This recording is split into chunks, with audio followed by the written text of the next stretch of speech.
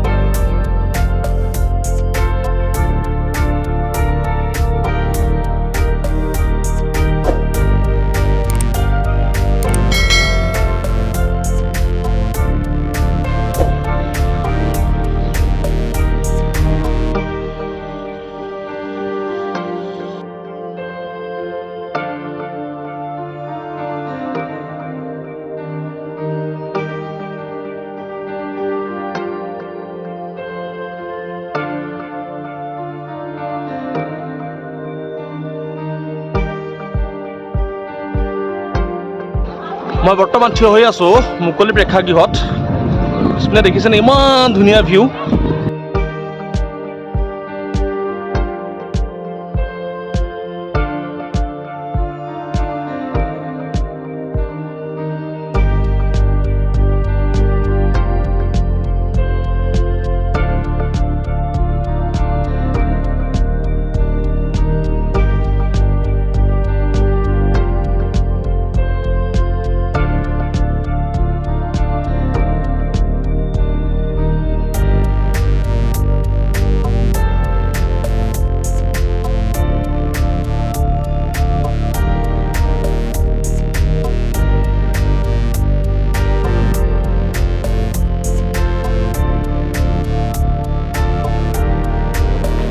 এতিয়া ইয়াত একো নাই চাবলৈ, ৰুমকেইটা আছে।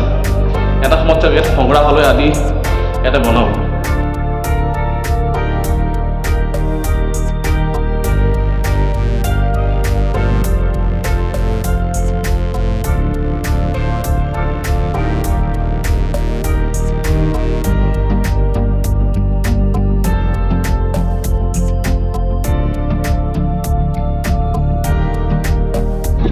দেখিছেনে ইমান ধুনীয়া পৰিৱেশ, চাৰিওফালে মানুহৰ ভিৰ আৰু খুব সুন্দৰকৈ নিৰ্মাণ কৰিছে গোটেই কলাক্ষেত্ৰখন। গতিকে সুবিধা পালে কেতিয়াবা ইফালে আহিলে চাব, খুব ধুনীয়া, আপোনাৰ মনটো একদম ভৰি যাব চাই চাই।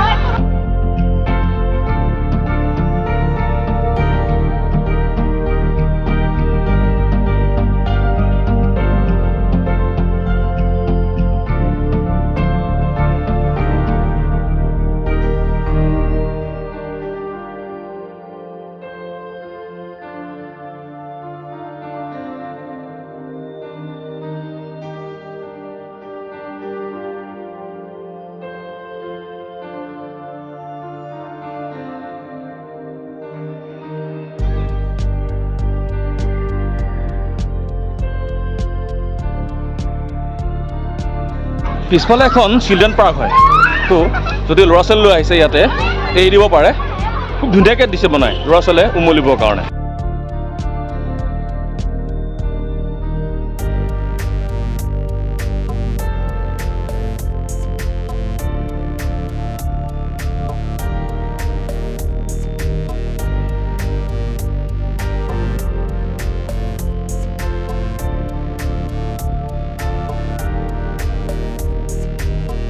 এইটো দক্ষিণ বহা হয়, নামঘৰৰ পৰা যিহেতু দক্ষিণ ফালে অৱস্থিত সেইকাৰণে দক্ষিণ বহা। দেখিছেনে ইমান ধুনীয়াকৈ নিৰ্মাণ কৰিছে এই দক্ষিণ বহাটো।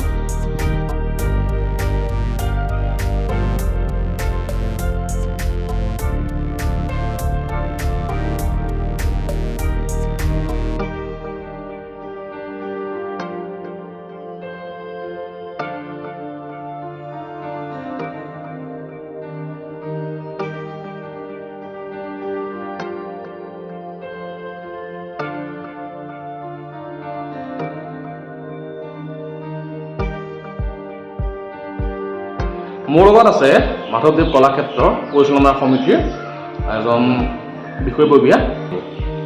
ধন্যবাদ জনাইছোঁ আপোনালোকলৈকে। আমাৰ শ্ৰী শ্ৰী বদলা সত্ৰৰ সত্ৰাধিকাৰ ডেকা সত্ৰাধিকাৰ প্ৰভু আমাৰ মাজত আছে, তেখেতক আপুনি দেখুৱাই দিব পাৰিব।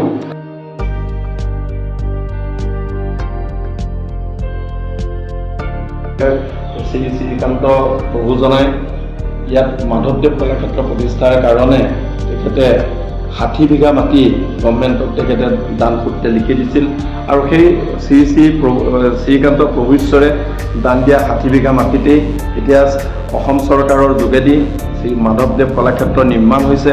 আৰু কলাক্ষেত্ৰ নিৰ্মাণৰ কাৰণে তেখেতে যি মহান ত্যাগ কৰিলে, এই প্ৰায় 100 কোটি টকা মূল্যৰ এটা সম্পত্তি তেখেতে কলাক্ষেত্ৰ নিৰ্মাণৰ কাৰণে দান দিলে।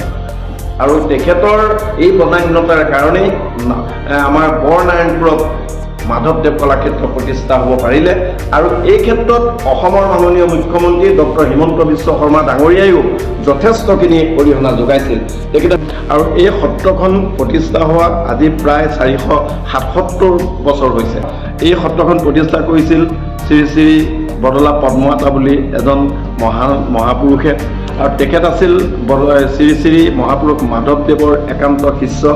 আৰু মহাপুৰুষ মাধৱদেৱে গাৰ বদল দি উজানত ধৰ্ম প্ৰচাৰ কৰিবলৈ তেখেতক পঠাইছিল, সেইকাৰণে তেখেতৰ অন্য এটা নাম বদলা পদ্মতা বদলা।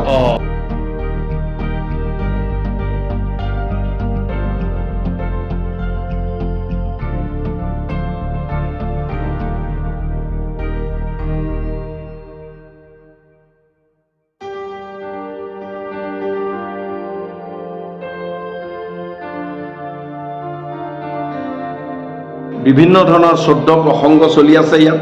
14 প্ৰসংগ কৰি ভকতসকলে আধ্যাত্মিক দিশৰ যিবিলাক ব্যৱস্থা, এই আধ্যাত্মিক দিশটো চোৱা চিতা কৰাৰ লগতে শৰণ ভজন দীক্ষা এইবিলাকৰ লগতে যিটো আমাৰ সত্ৰীয়া যিটো সংস্কৃতি, কলা সংস্কৃতি, এই কলা সংস্কৃতিৰ প্ৰচাৰ প্ৰসাৰৰ কাৰণে সপোষাৰ্থ চেষ্টা কৰি আহিছে।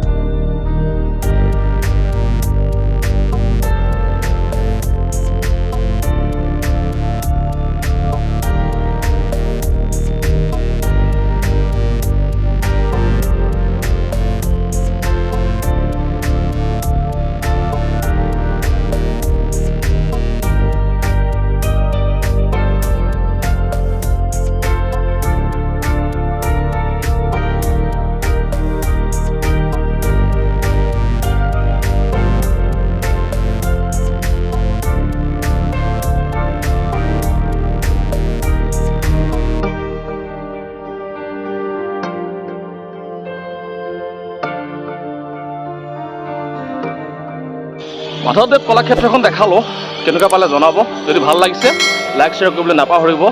যদি এতিয়ালৈকে মোৰ চেনেলটো ছাবস্ক্ৰাইব কৰা নাই, প্লিজ ছাবস্ক্ৰাইব কৰি দিব, যাতে আপোনালোকক মই এনেকুৱাই বিভিন্ন ভিডিঅ'ৰ জৰিয়তে লগ পাই থাকোঁ। ধন্যবাদ, লগ পাই থাকিম। জয় অসম।